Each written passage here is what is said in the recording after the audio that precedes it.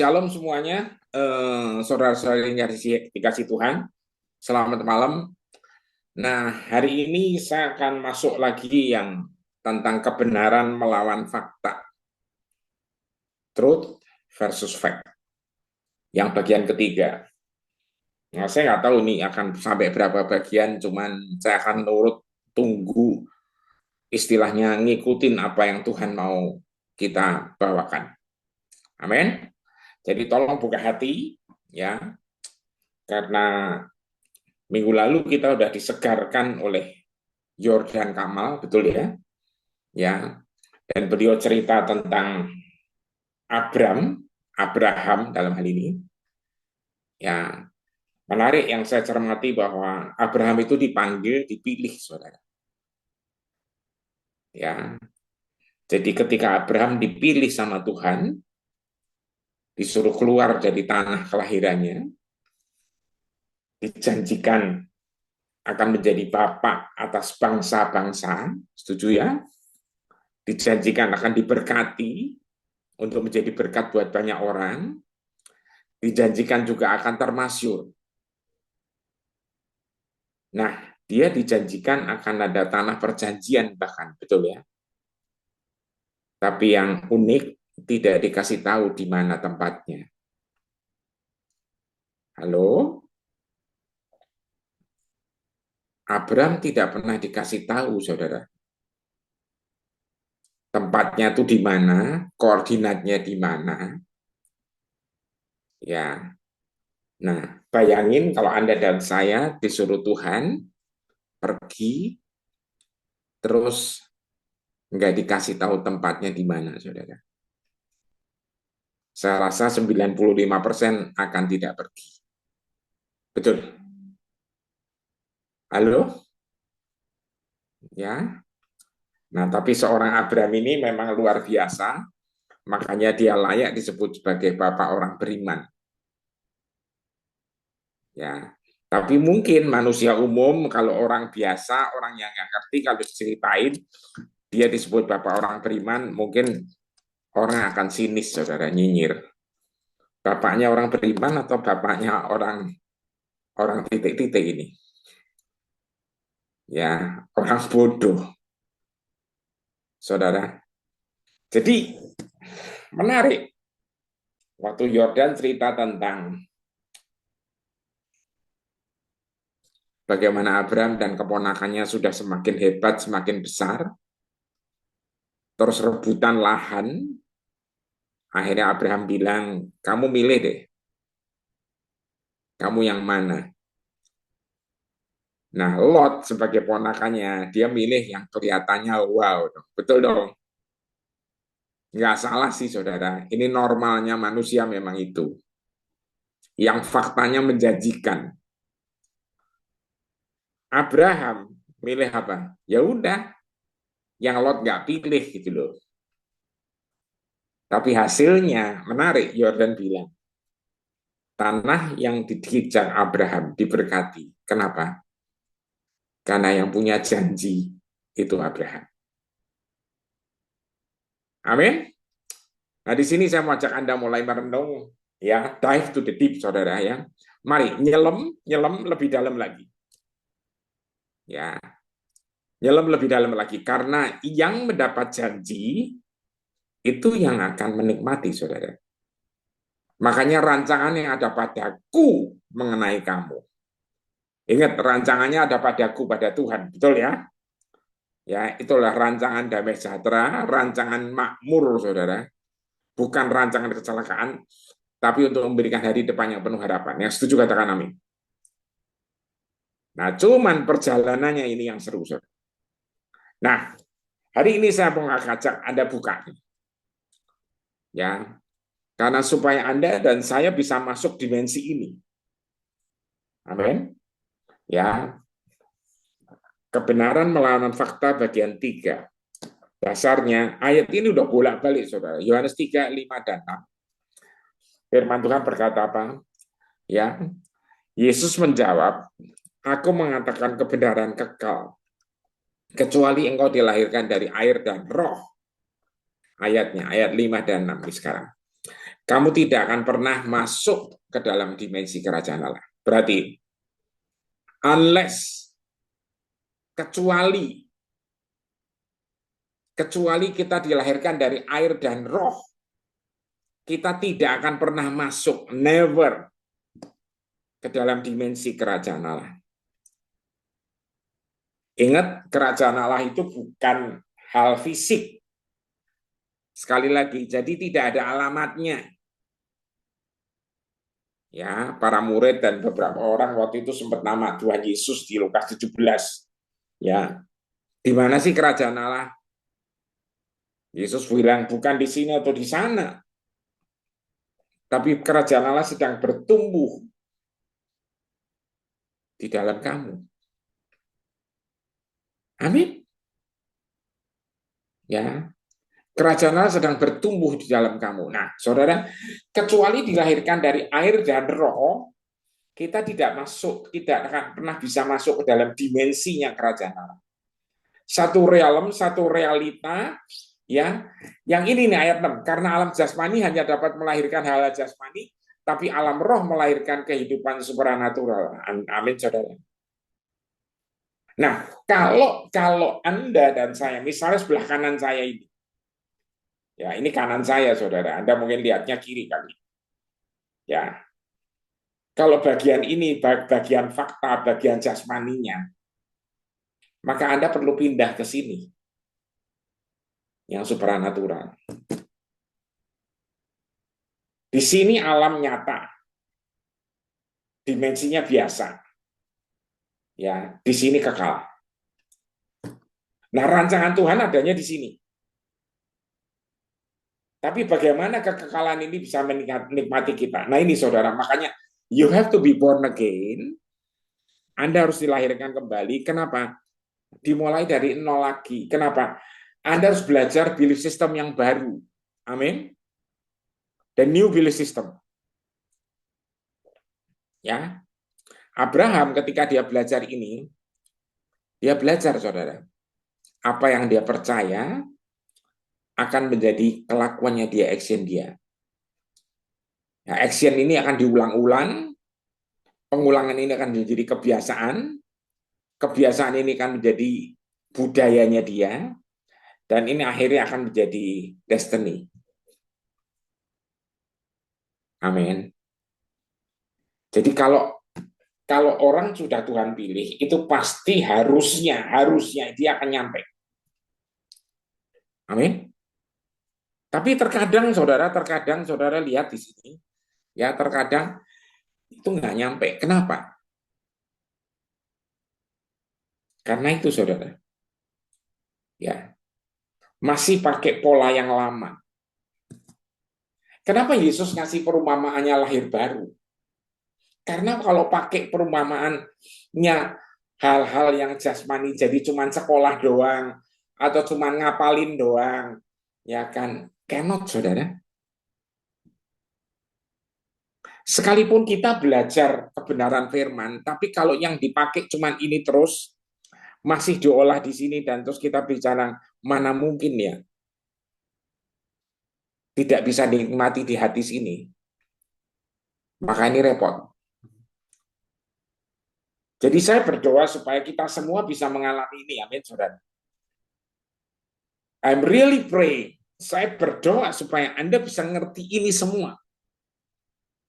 Ya, Anda bisa benar-benar masuk ke dalam. Ya, Anda bisa masuk ke dalam. Ya. Karena ditulis di sini saudara apa? Ya kan, ayat 17, Yohanes 17 ayat 17 apa? Firman-Mu adalah kebenaran, maka kuduskanlah mereka oleh kebenaran. Saudara, firman Tuhan itu kebenaran. Amin. Ya. Firman Tuhan itu kebenaran. Alkitab berkata, kuduskanlah mereka oleh kebenaran. Artinya apa? Dikuduskan oleh Tuhan sendiri. Karena firman-Mu itu adalah kebenaran, dikuduskan oleh firman-Nya sendiri. Nah, kalau Anda dan saya bisa ngerti ini, ya kan, maka hidup kita setahap demi setahap. Nah, ini seperti Abraham, saudara. Ya, makanya nggak keliru kalau dia ketemu Tuhan, dia selalu bangun altar. Kenapa? Karena di situ dia akan belajar untuk fokus di dalam penyembahannya. Amin. Ketika dia menyembah, dia otomatis akan merenungkan firman itu. Sekalipun firmannya Tuhan itu sangat tidak masuk akal. Makanya dia sempat kepleset. Betul kan? Dijanjiin akan punya anak, udah sampai umur sekian memang nggak punya anak. Ya kan? Makanya secara fakta ini bakal benar-benar tidak akan punya anak nih. Karena faktanya benar. Akhirnya si Sarah udah tidak bisa lagi, Sarah yang maksud saya. Abrahamnya juga sudah bisa-bisa lagi, karena udah terlalu tua. Tapi yang terjadi apa, saudara? Ya, yang terjadi apa? Tuhan datang lagi, dan dia ganti namanya. Dari Abraham menjadi Abraham. Jadi ketika Tuhan mulai dengan penggantian nama ini, sebenarnya Tuhan sedang melahirkan Abraham yang baru. Setuju sama saya, saudara? Amin. Ya, jadi saya berdoa sekali lagi supaya Anda pelan-pelan bisa ngerti, bisa nangkep the truth behind of all this. Ya, penggantian nama itu penggantian identitas supaya Abraham dan Sarah itu dilahirkan kembali dan mempunyai pola pikir yang baru. Nah, di dalam kekekalan yang tadi saya bilang sebelah kiri ini, di dalam kekekalan itu tidak ada yang namanya mustahil. Kenapa? Karena kekal itu artinya tidak ada waktunya. Halo? Amin. Renungin pelan-pelan ya. Ya, renungin supaya Anda bisa digest, Anda bisa makan ini. Nah, saya perlu ngajak saudara masuk lagi pelan-pelan, saudara. Ya kan? Karena di dalam hidup kita ini ya semakin ke sini semakin saya lihat ya, semakin saya lihat ya. Jadi sekali lagi Abraham dipilih sama Tuhan. Makanya dimanapun dia milih tanah lokasinya, tanah itu kan diberkati. Karena siapa? Karena Abrahamnya. Setuju ya? Makanya penyertaan Tuhan ini penting, saudara. Ya, jadi Lot memilih yang kelihatan mata itu luar biasa. Tapi Abraham memilih ya sisanya, wong Lot udah milih dulu kan. Ya, tapi menarik saudara ya.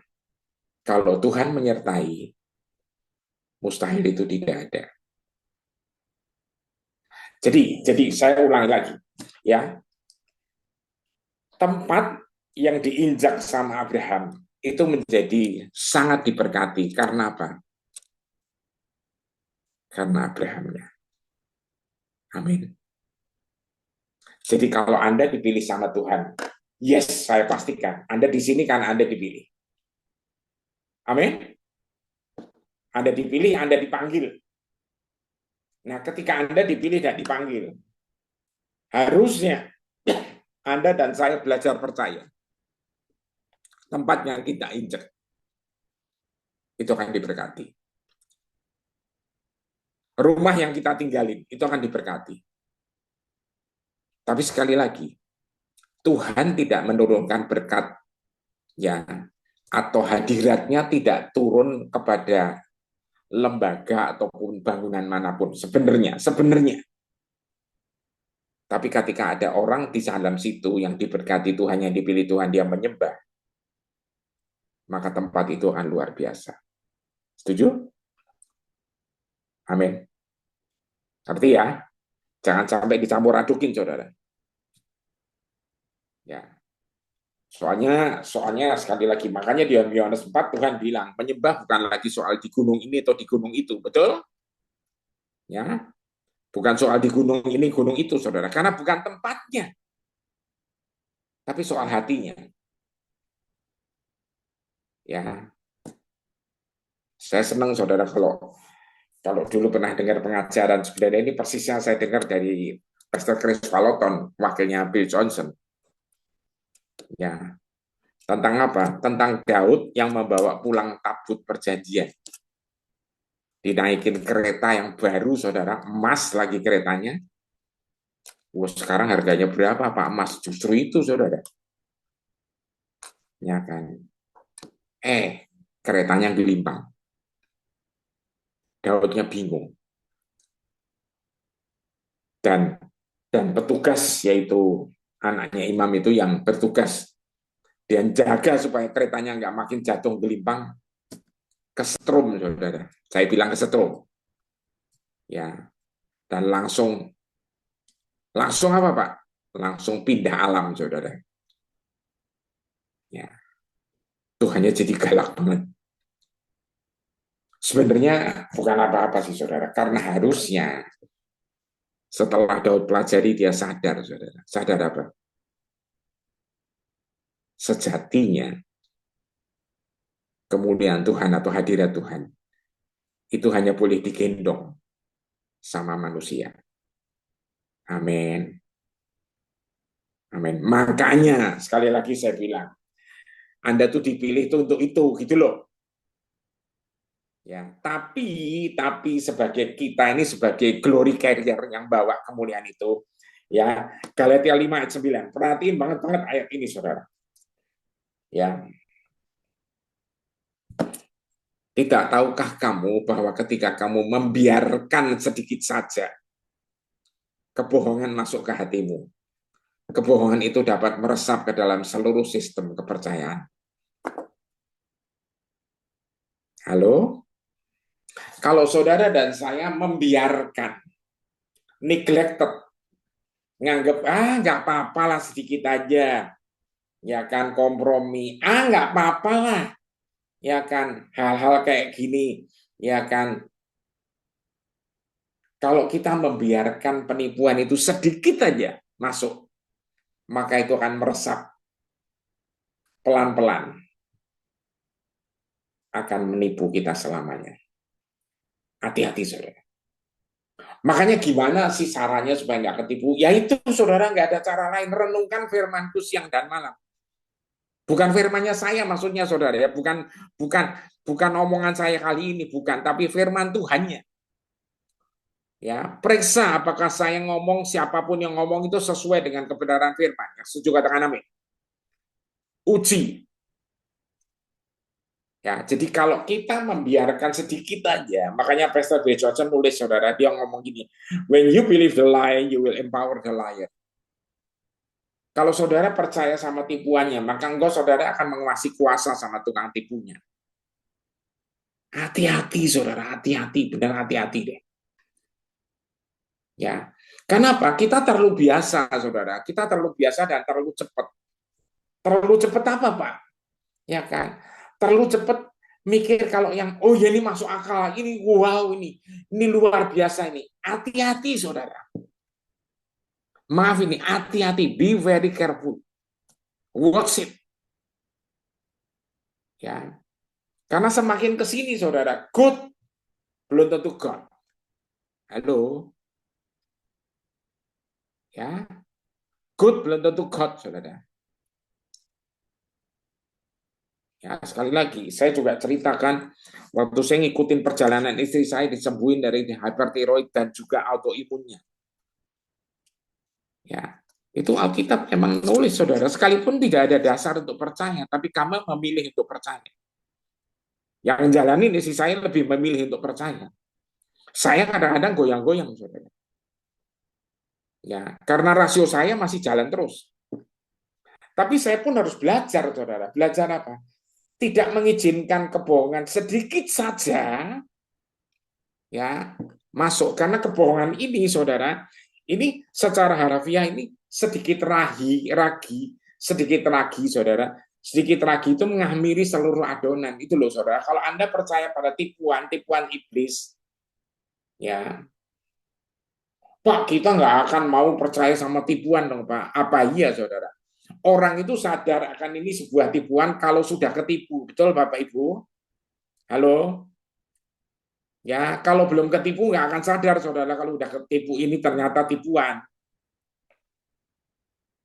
Berapa banyak, saudara, orang kejeblos, ya, karena tipuan. Jadi saya mau bilang, saudara, ya kan sedikit lagi ini benar-benar akan masuk ke seluruh adonan, ya kan?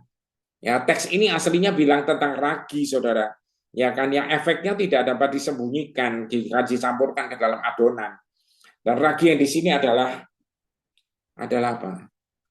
Kebohongan, legalisme.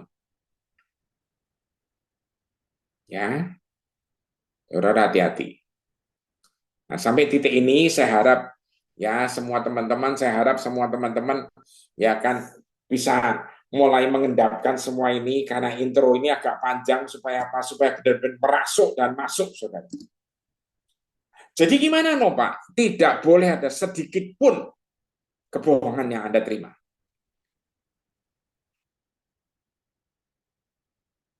Lah, kalau kita di dikatakan begini atau begitu, berdoa. Apakah Tuhan bicara itu juga? Ya, halo? Benar-benar berdoa. Kenali Tuhan, saudara. Makanya kami ngembangin School of the Word. Nah, nanti lagi saya schedule lagi nih School of the Word dimulai kapan lagi. Ya, saudara, ya hati-hati dengan ragi.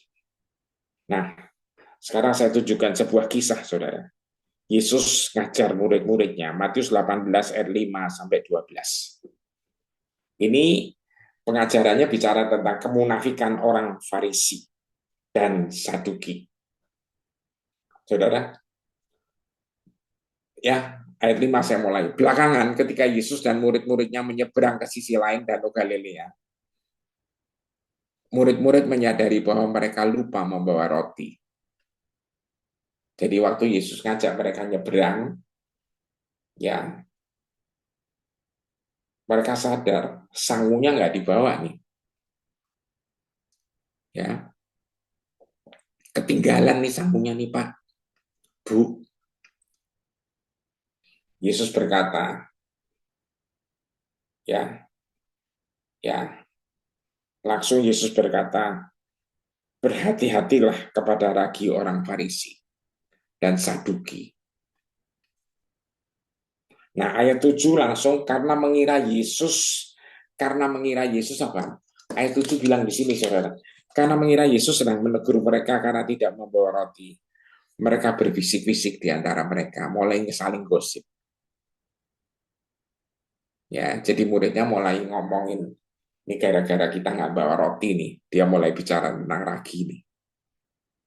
Ya, dia ngomongnya nggak terang-terangan nih, nyindir nih. Ya kan? Yesus nyindir nih, nyindirin kita nih. Ayo siapa yang tadi kelupaan yang ditugasin harusnya tugasnya siapa? Piketnya siapa yang untuk bawa roti? Yesusnya nyindir nih. Ya kita seringnya kan kayak gitu saudara. Ya kalau ngomong to the point marah, kalau ngomong pelan-pelan tersinggung.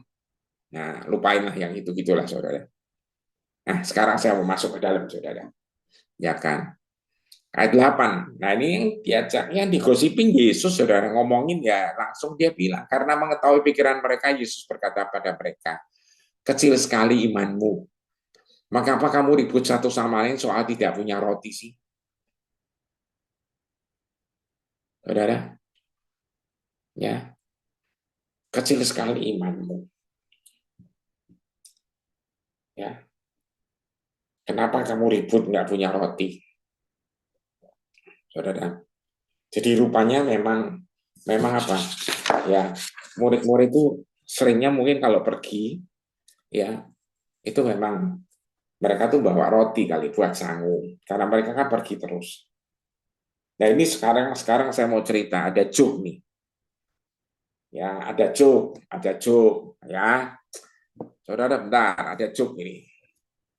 Ya, ada lelucuan. Katanya tertulis di Apokripa. Apa sih Apokripa itu? Apokripa itu katanya adalah bagian-bagian dari cerita seputaran di Alkitab, seputaran zaman Yesus dulu yang tidak diakui sebagai cerita Alkitab di Apokripa ini. Nah, saya mau ajak Anda untuk saya ceritain ini lucu sih memang ceritanya. Kenapa lucunya, Pak? Nah, coba Anda dengerin. Ya, katanya satu hari Yesus ya kan bilang ke murid-muridnya. Ini katanya loh saudara ya, ini kalau Anda uji ayatnya saya juga nggak nemu. Ya kan, ini katanya Yesus satu hari ngajak murid-muridnya dan dia bilang masing-masing kantongin batu. Ya, ini guyonannya saudara. Jadi ini jangan dianggap sebagai kebenaran. Saya cuma mau mau ngasih Anda satu ilustrasi aja. Ya, Yesus suruh bawa murid-muridnya batu. Ya, biasa kan saudara? Ya kan? Murid Yesus ada yang sok tahu kan? Kenal kan? Ya, ya. Namanya siapa? Yang sok tahu? Ya, Petrus ya saya sih. Nah, betul Petrus. Nah, Petrus sok tahu, saudara langsung bilang, ini guru ini apa-apaan sih? Nyuruh bawa batu, ngantongin batu. Padahal dia tahu, maksudnya dia mau ngajak murid-muridnya naik ke tempat tinggi gitu loh. Nah, suruh bawa batu, ya namanya Petrus sok tahu, dia bawa batu kecil banget, saudara. Kerikil kecil banget. Soalnya kalau batu yang gede kan berat.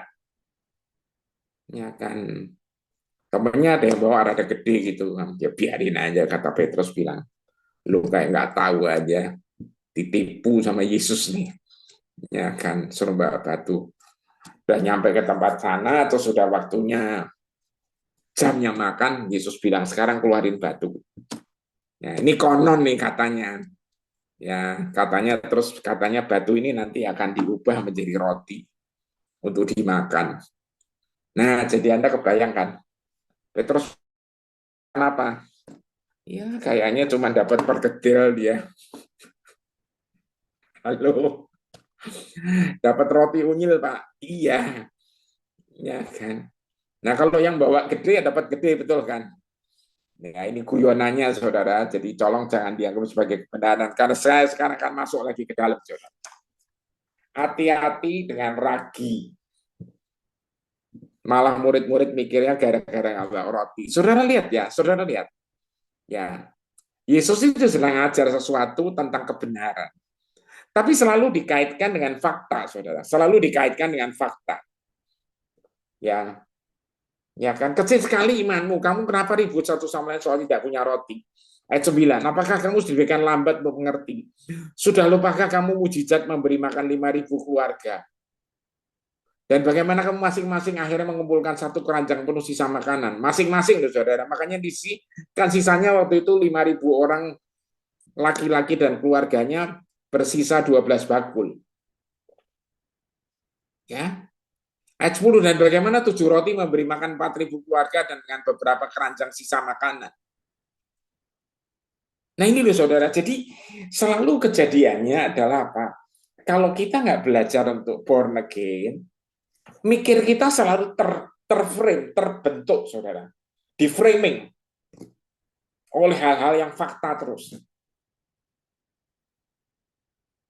Terus gunanya apa Pak? Mikir yang kekekalan.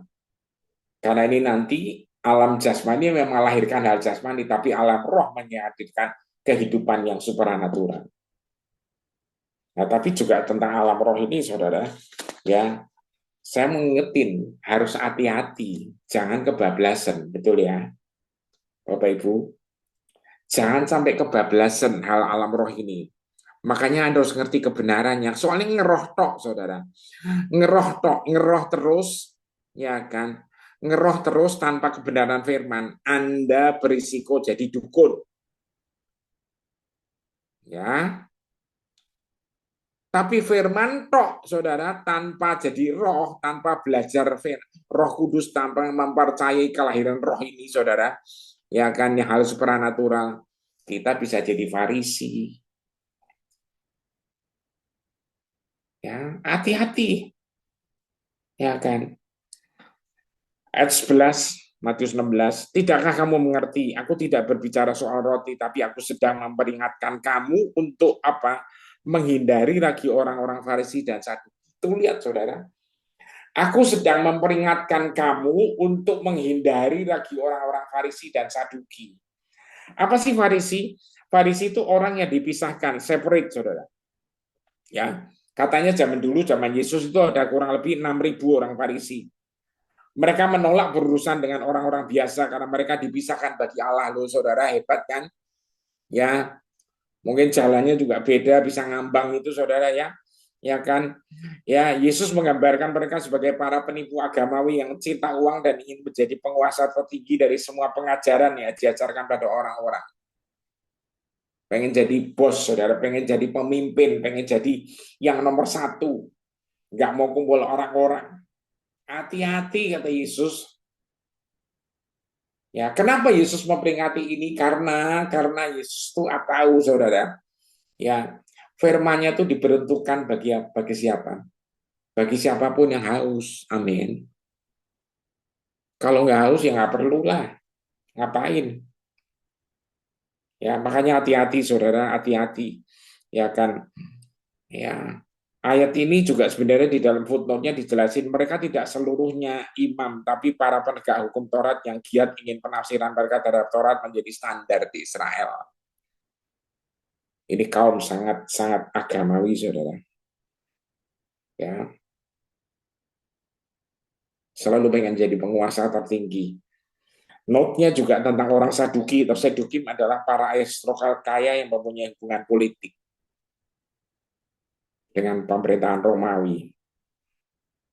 Jadi yang satu sangat agamawi, yang satu sangat legalistik, saudara.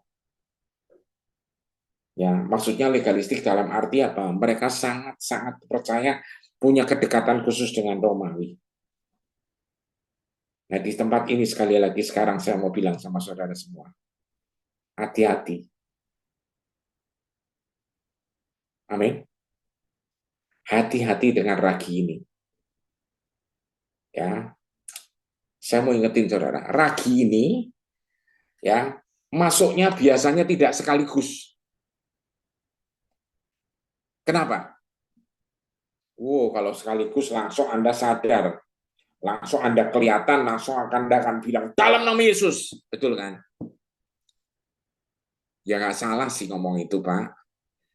Betul, ya kan? Tapi masuknya tuh pelan-pelan. Banyak apa lagi kayak gini? Oh, banyak banget, saudara. Hati-hati. Termasuk di dalam menafsirkan penglihatan. Hati-hati, saudara. Hati-hati. Ya, kelihatannya supranatural banget.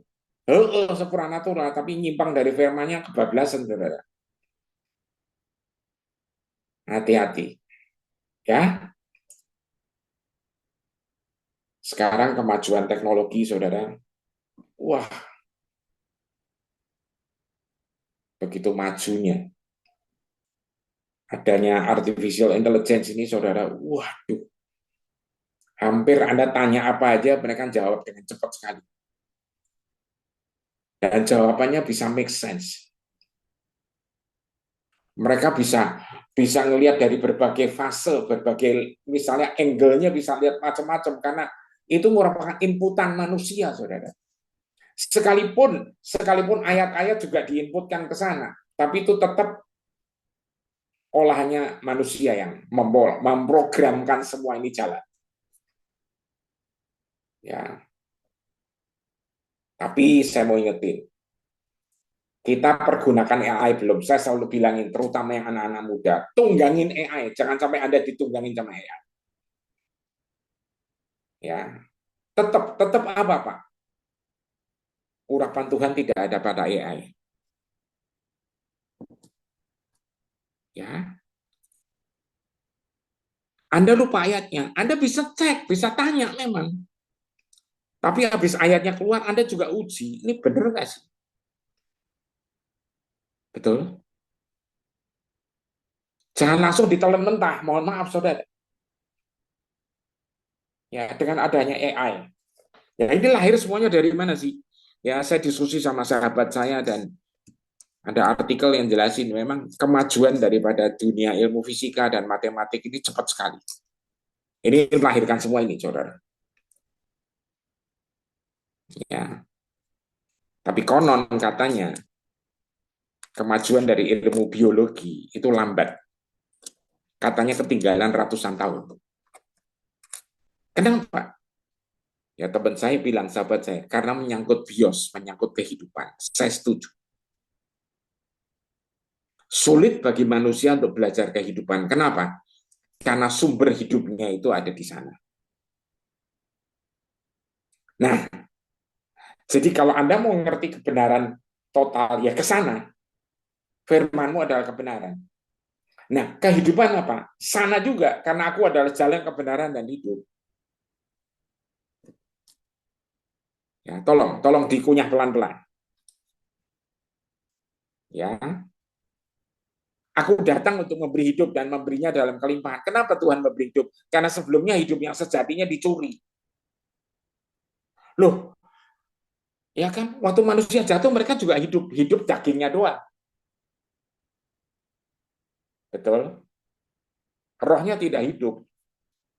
Nah, makanya ketika kita dilahirkan kembali, saudara, when you born again, ya rohnya di-on-kan. Rohnya langsung naik 100%, tapi jiwanya ini harus belajar. Manusia pertama itu roh dihembuskan kepada tanah liat yang benar-benar cuma tanah yang seolah seperti mati itu dihidup. Maksudnya yang memang cuma tanah liat, bentukannya seperti tanah aja. Dihembuskan, manusia itu jadi jiwa yang hidup. Jadi jiwanya itu ketika tubuh tanah ini ketemu sama roh Tuhan, roh yang menghidupkan. Nah, ketika ini dilahirkan kembali, rohnya di-on-kan lagi, jiwanya belajar, makanya harus born again. Kenapa? Karena belajar budaya baru, belief system baru, lifestyle yang baru, semuanya baru, saudara. Kenapa? Karena di alam roh, di alam kekekalan yang saya bilang sebelah kiri terus dari tadi ini, ya, itu tidak ada batasannya. Tapi makanan di sini bukan fakta. Halo? Ya, makanan di sini adalah kebenaran, yaitu apa? Firman Allah yang hidup. Manusia hidup tidak dari roti saja, tapi dari apa? Dari apa? Setiap firman yang keluar dari mulut Allah. Nah, ini. Saudara, saya berdoa supaya Anda semua nangkep ini. Kalau ada pertanyaan nanti jangan sungkan ya. Karena buat saya juga kita perlu diskusi banyak soal ini, saudara. Ya.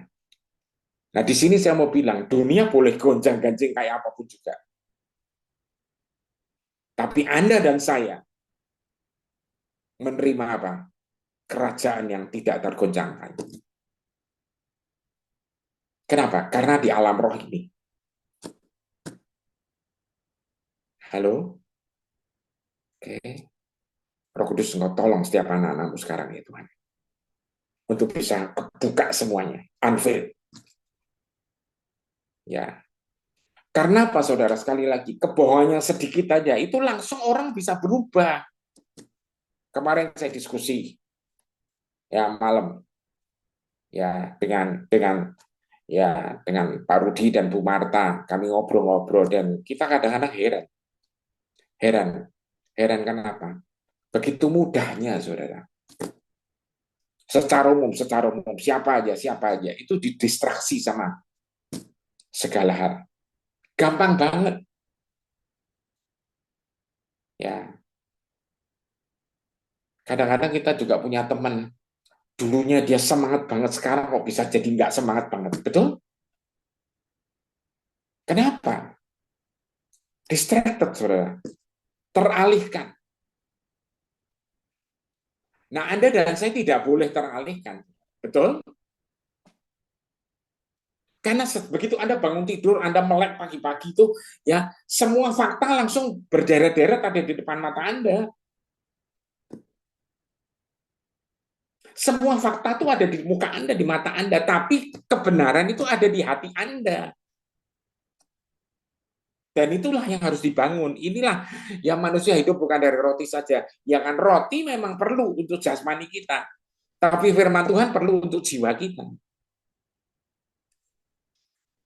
Amin. Nah, Roh Kudus itu kita diurapi, hadirat Tuhan diurapkan kepada kita. Kok diurapkan sih? Dicurahkan kepada kita. Kalau diurapkan, ntar logikanya jadi kayak makan urap, ya kan? Nah, Roh Kudus dicurahkan pada kita, masuk ke dalam hati kita. Ini akan mengajarkan firman Tuhan terus kepada kita. Tapi kalau kita sendiri tidak pernah belajar firman Tuhan. Yohanes 14:26 bilang apa? Roh itu akan mengajarkan segala sesuatu dan akan mengingatkan segala yang apa yang aku pernah ucapkan. Nah, kalau kita tidak pernah baca firman Tuhan, diingetin Roh Kudus, terus kita ngomong apa di hati kita? Masa sih? Yang bener aja. Masa sih? Be careful. Amin. Amin. Be careful. Oke, saya masuk mau mendarat nih sekarang. Ya, jadi tadi agak di atas, sekarang udah saya ya pesawatnya udah bilang udah mulai descending, sekarang kencangan sabuk pengaman kita mendarat sekarang. Yohanes 8 ayat 31 dan 32. Ayo.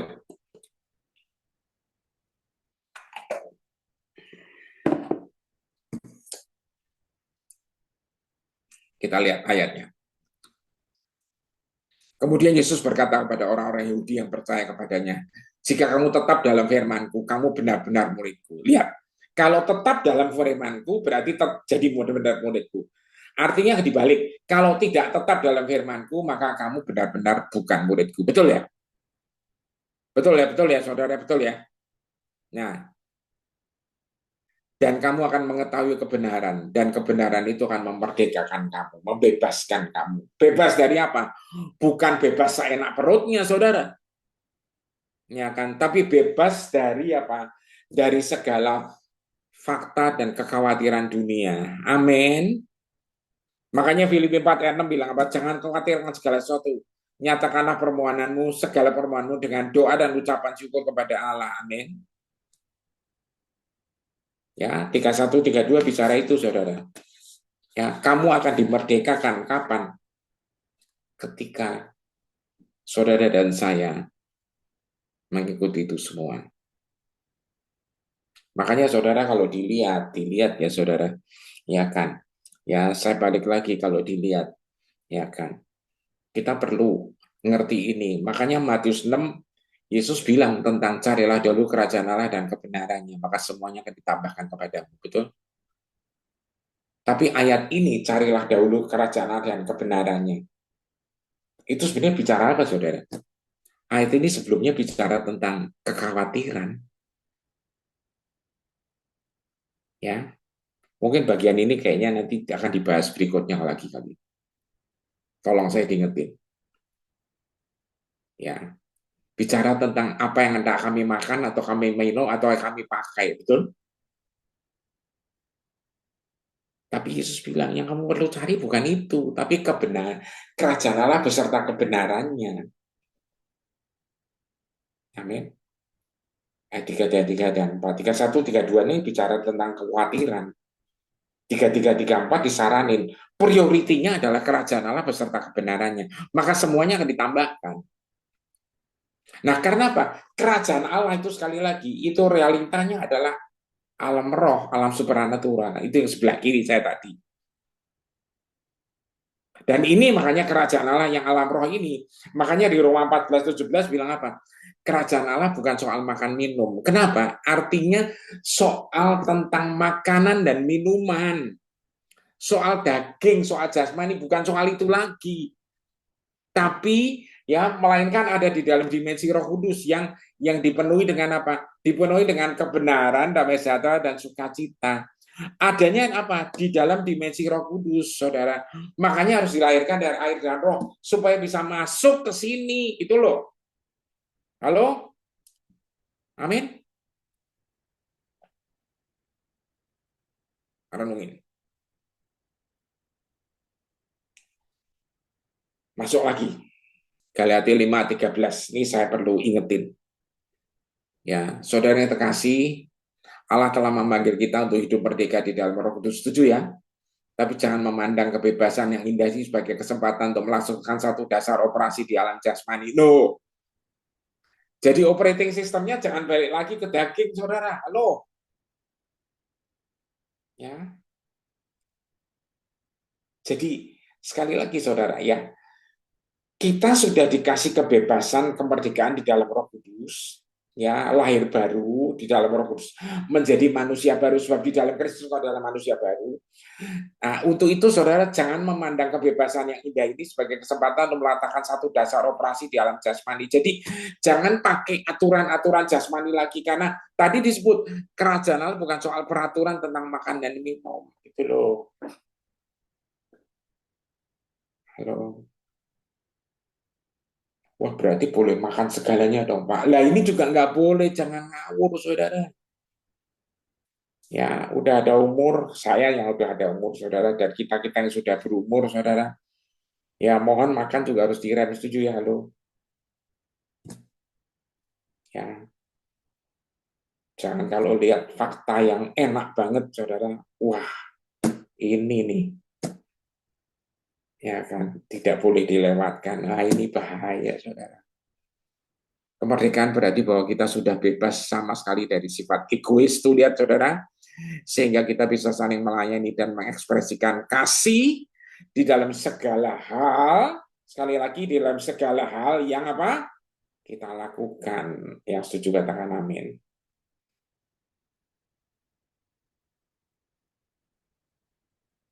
Saudara, perhatiin baik-baik, renungi. Makanya saudara, ya kita kita apa?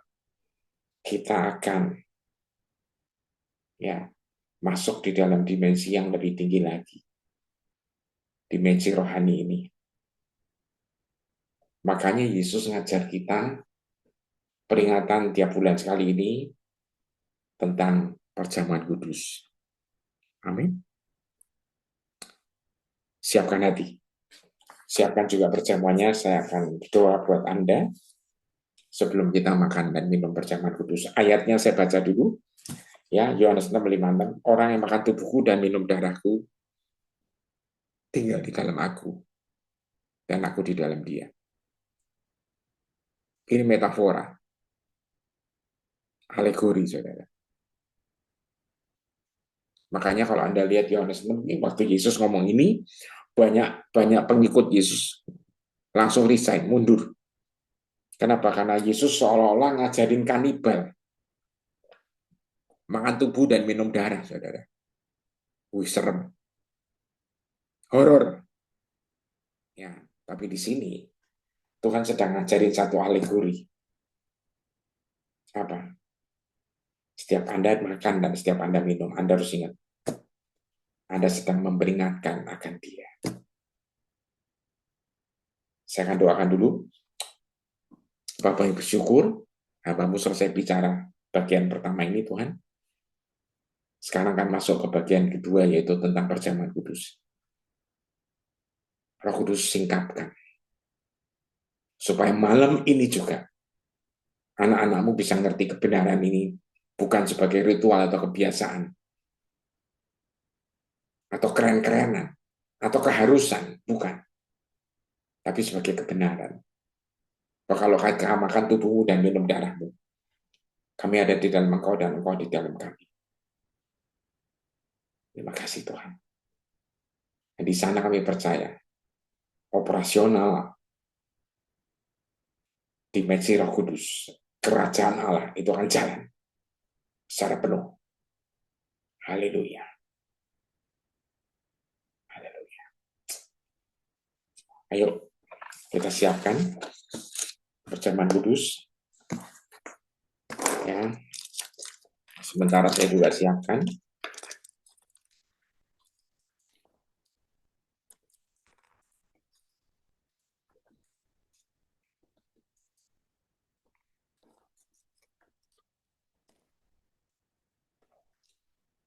Saya bacakan ayatnya, saudara.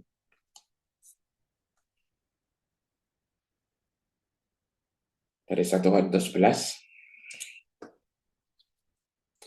Kita angkat tubuh Kristus, saudara.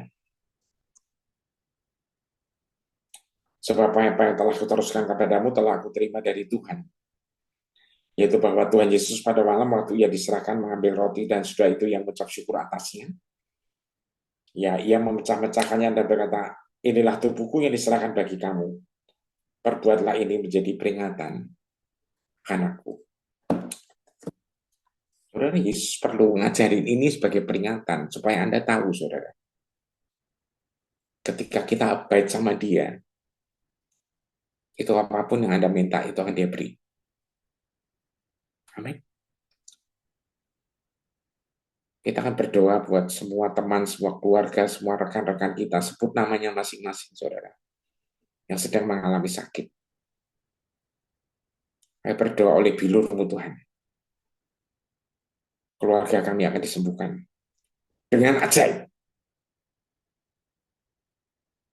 Faktanya boleh bicara apapun, tapi kebenarannya adalah oleh bilur Yesus.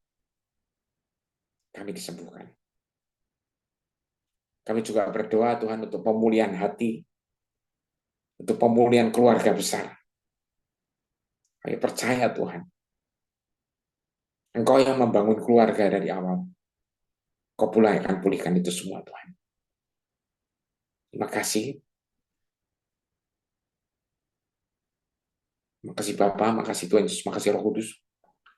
Kami akan makan tubuh bersama-sama. Di dalam nama Kristus kita akan makan.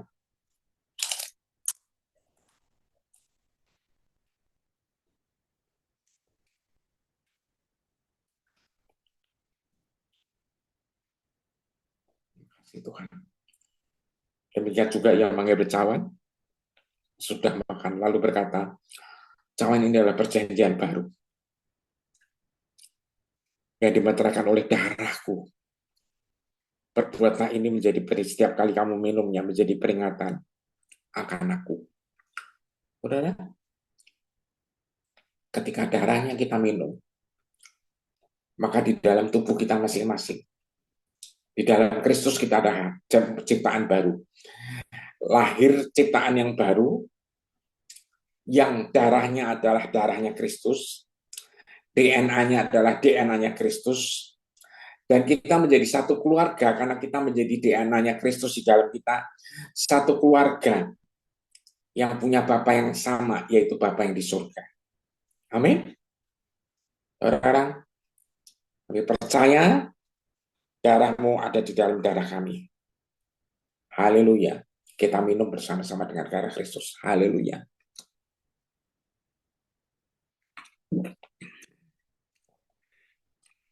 Terima kasih Tuhan.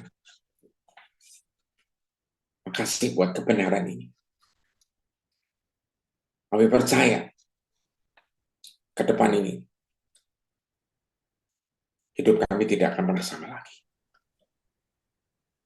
Roh Kudus, terima kasih buat pengajaran, buat reminding, selalu mengingatkan kami akan kebenaran firman. Selalu mengajarkan kami, menuntun kami dalam setiap langkah hidup kami. Untuk kami berjalan from glory to glory. Kami berdoa buat keluarga besar kami Tuhan, keturunan kami semua mengalami hal yang sama. Haleluya. Amin.